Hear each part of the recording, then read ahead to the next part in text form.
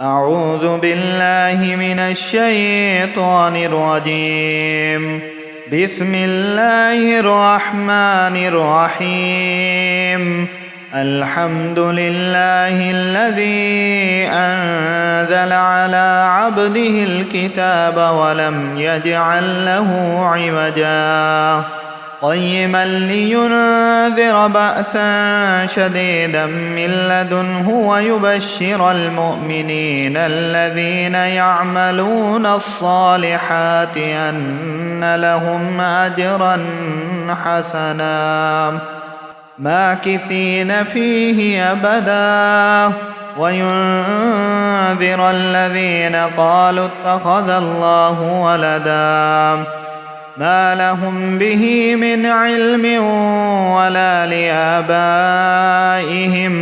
كبرت كلمة تخرج من أفواههم إن يقولون إلا كذبا فلعلك باخع نفسك على آثارهم إن لم يؤمنوا بهذا الحديث أسفا إنا جعلنا ما على الأرض زينة لها لنبلوهم أيهم أحسن عملا وإنا لجاعلون ما عليها صعيدا جرذا أم حسبت أن أصحاب الكهف والرقيم كانوا من آياتنا عجبا إذ أوى الفتية إلى الكهف فقالوا ربنا آتنا من لدنك رحمة وهيئ لنا من أمرنا رشدا فضربنا على آذانهم في الكهف سنين عددا ثم بعثناهم لنعلم أي الحزبين أحصى لما لبثوا ومدى نحن نقص عليك نبأهم بالحق إنهم فتية آمنوا بربهم وزدناهم هدى وربطنا على قلوبهم إذ قاموا فقالوا ربنا رب السماوات والأرض لن ندعو من دونه إلها لقد قلنا إذا شططا هؤلاء قوم اتخذوا من دونه آلهة لولا يأتون عليهم بسلطان بين فمن أظلم ممن افترى على الله كذبا وإذ اعتزلتموهم وما يعبدون إلا الله فأووا إلى الكهف ينشر لكم ربكم من رحمته ويهيئ لكم من أمركم مرفقا وترى الشمس إذا طلعت تزاور عن كهفهم ذات اليمين وإذا غربت تقرضهم ذات الشمال وهم في فجوة منه ذلك من آيات الله من يهد الله فهو المهتد ومن يضلل فلن تجد له وليا مرشدا وتحسبهم أيقاظا وهم رقود ونقلبهم ذات اليمين وذات الشمال وكلبهم باسط ذراعيه بالوصيد لو اطلعت عليهم لوليت منهم فرارا ولملئت منهم رعبا وكذلك بعثناهم ليتساءلوا بينهم قال قائل منهم كم لبثتم قالوا لبثنا يوما أو بعض يوم قالوا ربكم أعلم بما لبثتم فابعثوا أحدكم بورقكم هذه إلى المدينة فلينظر أيها أذكى طعاما فليأتكم برزق منه وليتلطف ولا يشعرن بكم أحدا إنهم إن يظهروا عليكم يرجموكم أو يعيدوكم في ملتهم ولن تفلحوا إذا أبدا وكذلك أعثرنا عليهم ليعلموا أن وعد الله حق وأن الساعة لا ريب فيها إذ يتنازعون بينهم أمرهم فقالوا ابنوا عليهم بنيانا ربهم أعلم بهم قال الذين غلبوا على أمرهم لنتخذن عليهم مسجدا سيقولون ثلاثة رابعهم كلبهم ويقولون خمسة سادسهم كلبهم رجما بالغيب ويقولون سبعة وثامنهم كلبهم قل ربي أعلم بعدتهم ما يعلمهم إلا قليل فلا تمار فيهم إلا مراء ظاهرا ولا تستفت فيهم منهم أحدا ولا تقولن لشيء إني فاعل ذلك غدا إلا أن يشاء الله واذكر ربك إذا نسيت وقل عسى أن يهديني ربي لأقرب من هذا رشدا ولبثوا في كهفهم 300 سنين وازدادوا 9 قل الله أعلم بما لبثوا له غيب السماوات والأرض أبصر به وأسمع ما لهم من دونه من ولي ولا يشرك في حكمه أحدا واتل ما أوحي إليك من كتاب ربك لا مبدل لكلماته ولن تجد من دونه ملتحدا واصبر نفسك مع الذين يدعون ربهم بالغداة والعشي يريدون وجهه ولا تعد عيناك عنهم تريد زينة الحياة الدنيا ولا تطع من أغفلنا قلبه عن ذكرنا واتبع هواه وكان أمره فرطا وقل الحق من ربكم فمن شاء فليؤمن ومن شاء فليكفر إنا أعتدنا للظالمين نارا أحاط بهم سرادقها وإن يستغيثوا يغاثوا بماء كالمهل يشوي الوجوه بئس الشراب وساءت مرتفقا إن الذين آمنوا وعملوا الصالحات إنا لا نضيع أجر من أحسن عملا أولئك لهم جنات عدن تجري من تحتهم الأنهار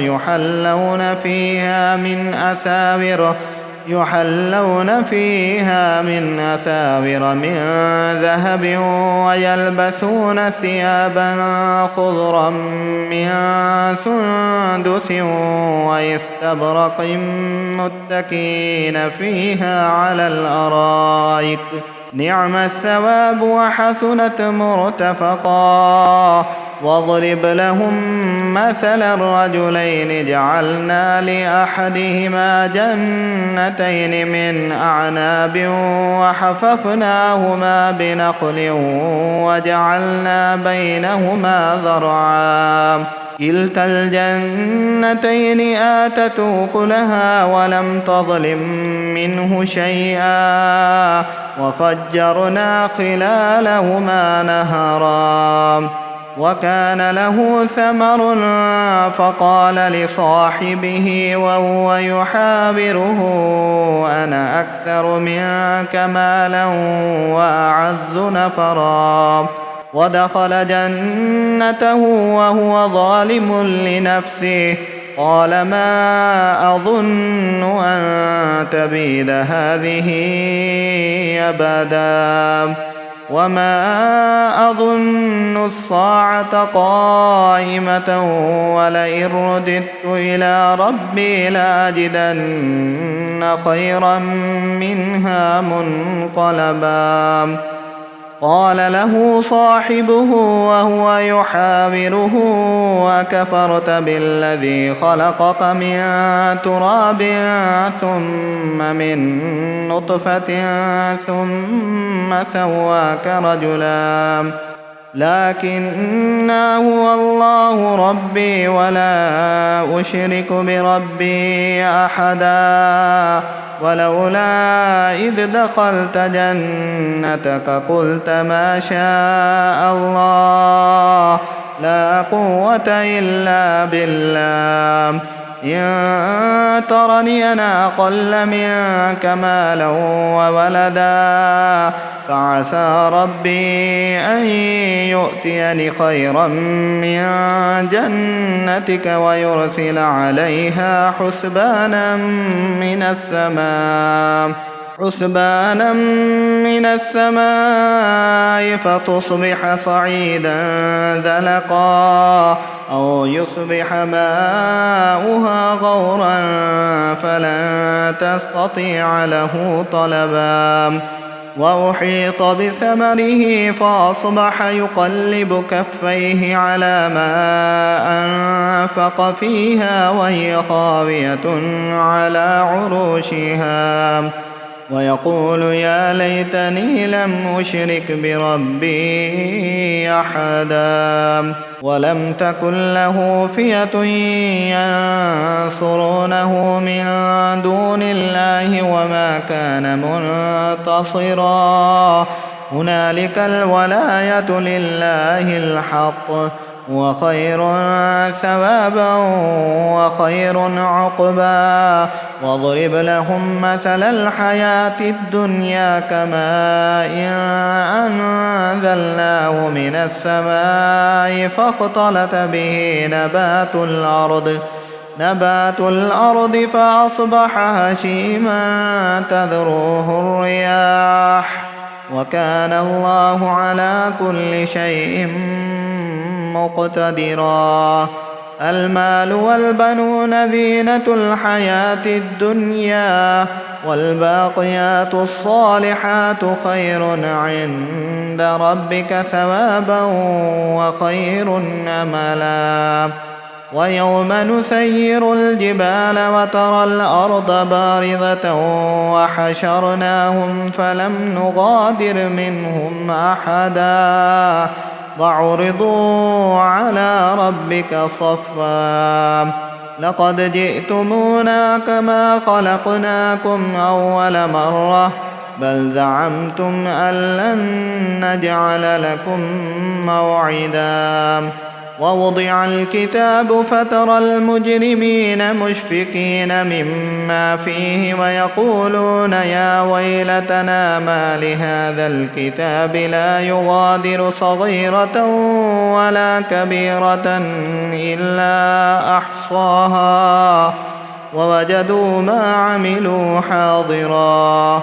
ولا يظلم ربك أحدا وإذ قلنا للملائكة اسجدوا لآدم فسجدوا إلا إبليس كان من الجن ففسق عن أمر ربه أفتتخذونه وذريته أولياء من دوني وهم لكم عدو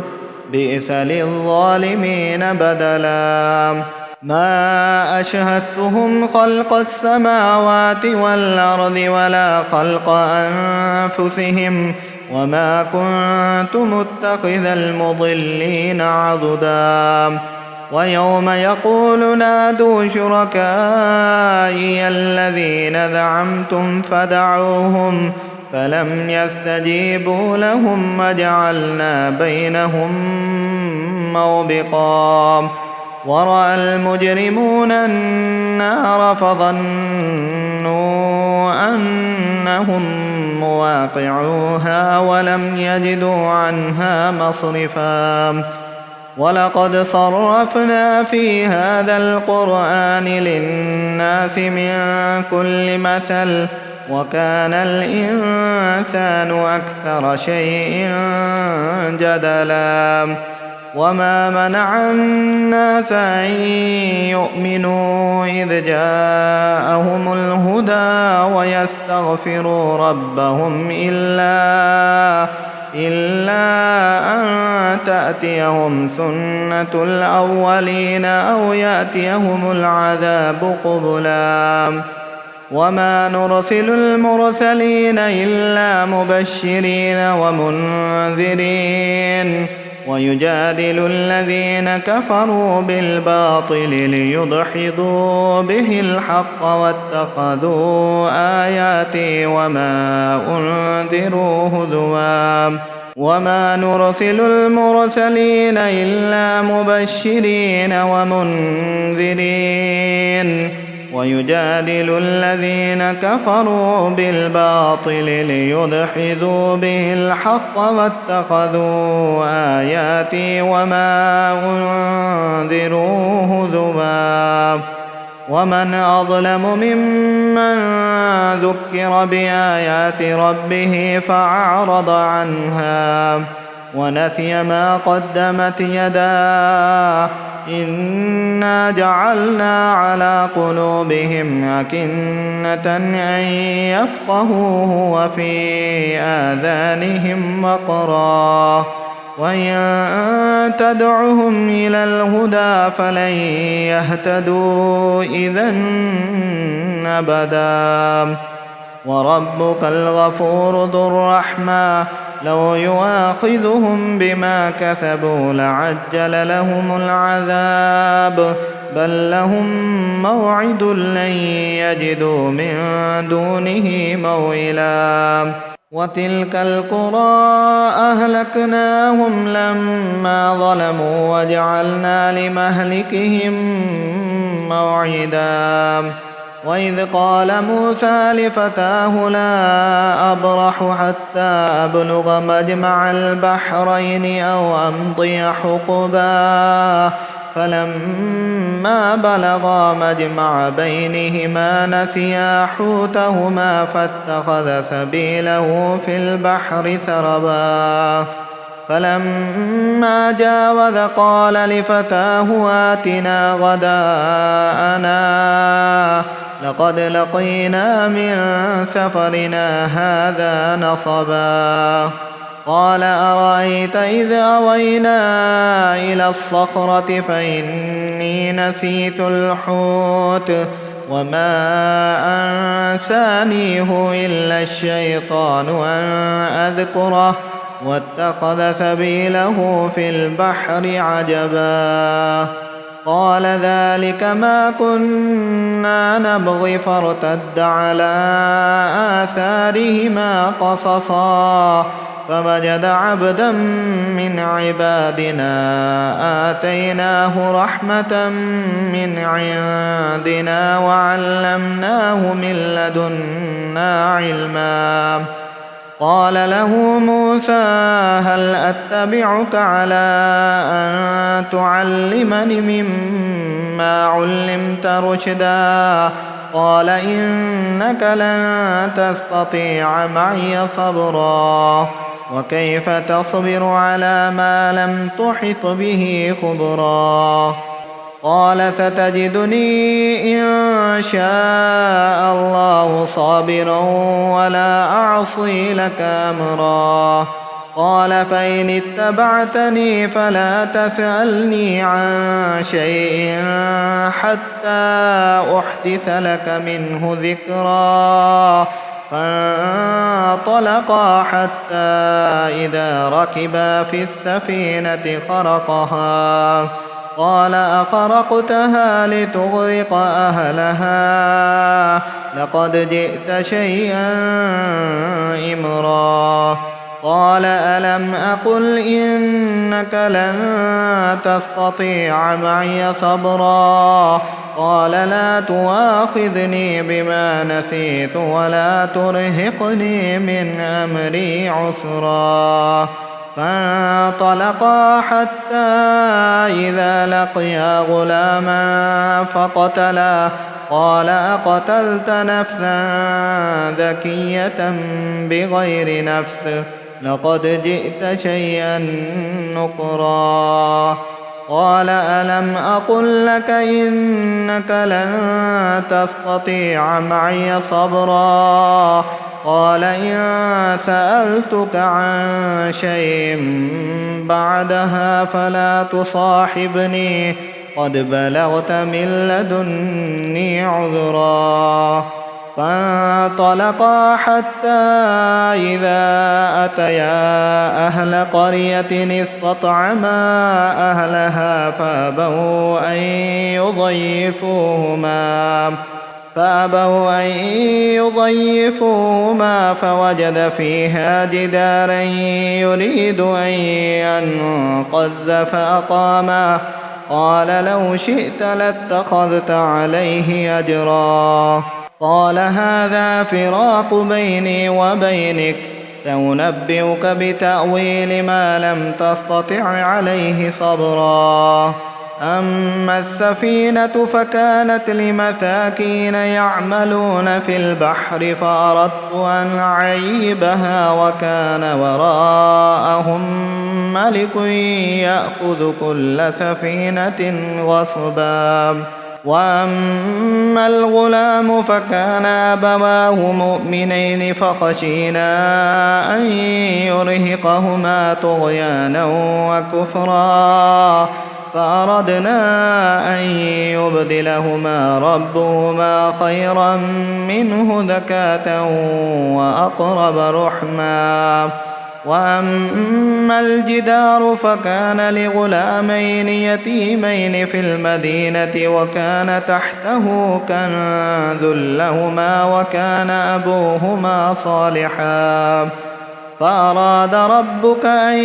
يبلغا أشدهما ويستخرجا كنزهما رحمة من ربك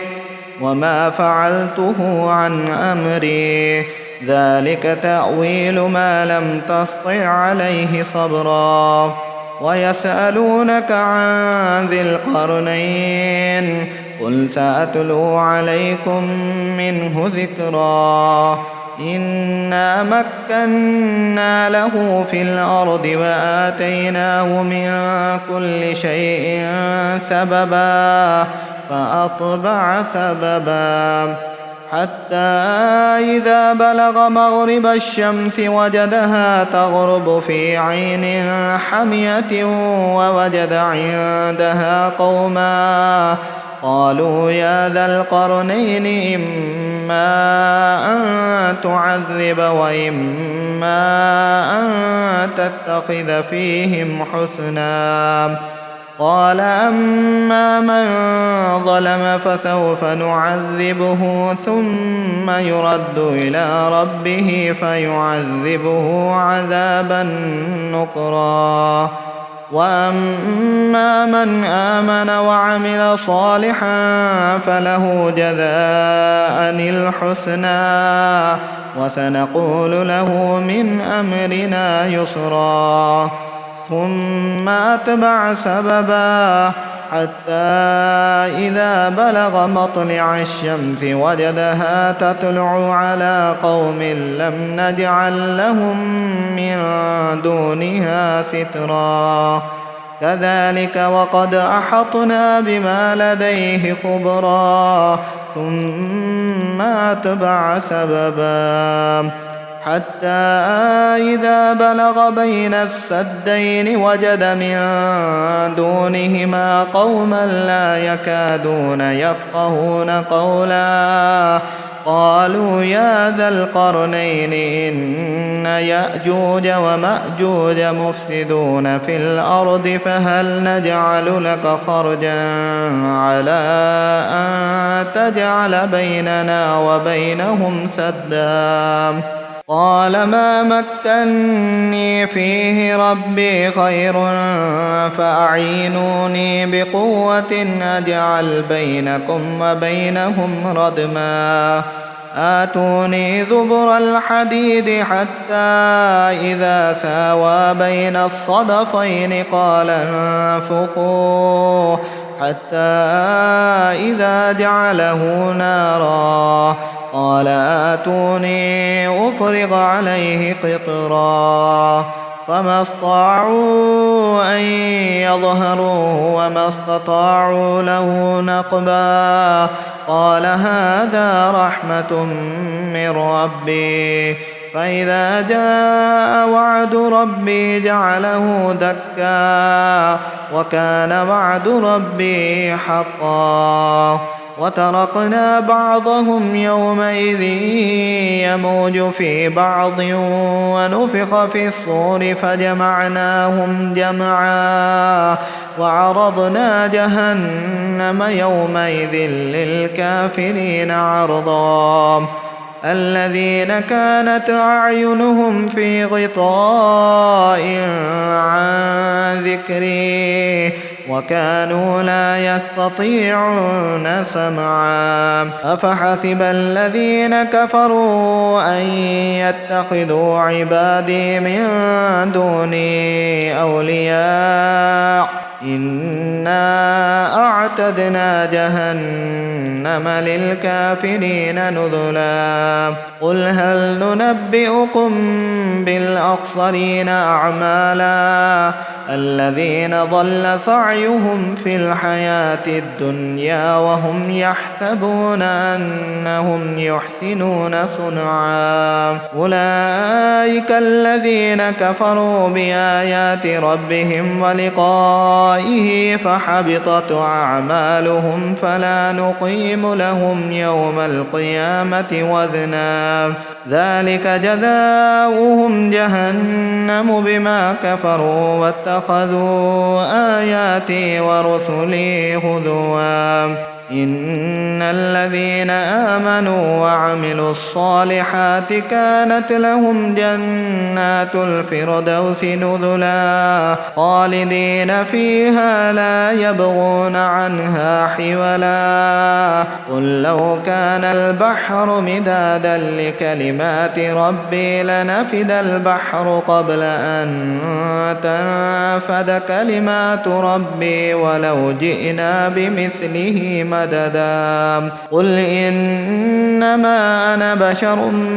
مثلكم يوحى إلي أنما إلهكم إله واحد فمن كان يرجو لقاء ربه فليعمل عملا صالحا ولا يشرك بعبادة ربه أحدا.